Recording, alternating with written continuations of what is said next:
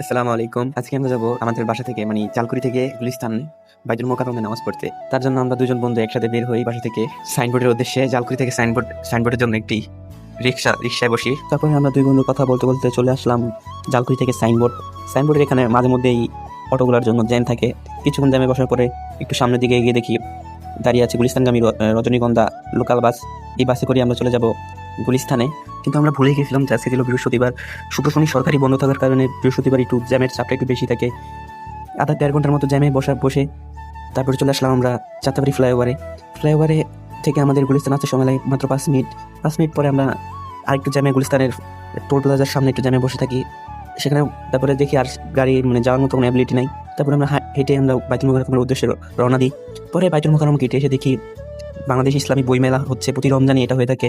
পরে আমরা বইমেলাটা একটু ভিজিট করি। বইমেলাটা দেখতে সুন্দর ছিল, কিন্তু আমরা একটু ভুল সময় এসে পড়ছি।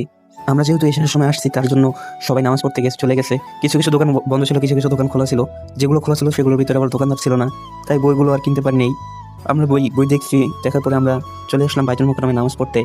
আমরা এশার নামাজ এবং তারাবি নামাজ আদায় করবো। ঢুকিয়ে দেখি সামনে জায়গাটায় মানুষ বসে আছে এবং কেউ নামাজ পড়তেছে। আমরাও একটু হাঁটতে হাঁটতে সামনের দিকে আগালাম।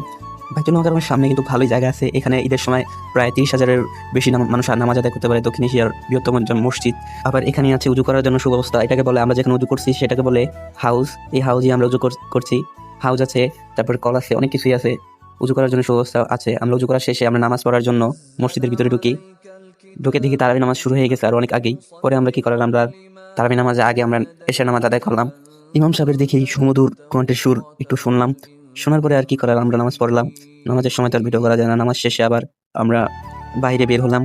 বের হয়ে দেখি এখানেও আবার নামাজ পড়ার জন্য বিশাল স্পেস তৈরি আছে। এখানেও প্রায় অনেক মানুষ নামাজ আদায় করতে পারে। এখানে প্রতি রমজানে ইফতারি করে। এখানে প্রায় 5-6টা সংস্থা একসাথে প্রতিদিন ইফতারি করায়। পরে চলে আসলাম উজুখানায়। এখানে আবার কল রয়েছে। এখানে প্রায় 200-300 মানুষ উজু করতে পারে। আবার নিচেও অনেক কল আছে, এগুলো আপনাকে দেখাবো। আমরা চলে যাবো এখন নিচে। এটা হচ্ছে নিচে যাওয়ার রাস্তা, নিচতলা। এখানে ওয়াশরুম আছে এবং কল আছে। এখানেও মানুষ উজু করতে পারে, উপরে উজু করতে পারে। উপরে হাউস আছে, কল আছে, নিচে আবার কল আছে, তারপর ওয়াশরুম আছে। ভালোই সুযোগ সুবিধা বলা যায়। কিন্তু আমাদের বাইতুল মোকাররমটা অনেক অবহেলিত একটি মসজিদ। অনেক বছর হচ্ছে সংস্কার কাজ হয় না। দেখা যাচ্ছে নিচের ওয়াশরুমে বাজে একটি অবস্থা। ওয়াশরুমকে নাই দেখানো যায়, কিন্তু আপনাদের দেখাচ্ছি যে কলের একটা মারাত্মক একটি অবস্থা।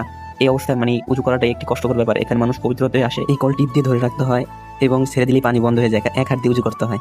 যাই হোক, আমি ছোট অনেক কথাই বলে ফেললাম। তারপরে আমরা এক্সিট হয়ে চলে যাচ্ছি বাসার দিকে। অনেক সময় হয়ে গেছে, 11টা বেজে গেছে অলরেডি। তারপরে আমরা সুন্দর একটি রাস্তা দিয়ে হাঁটতে হাঁটতে বের হয়ে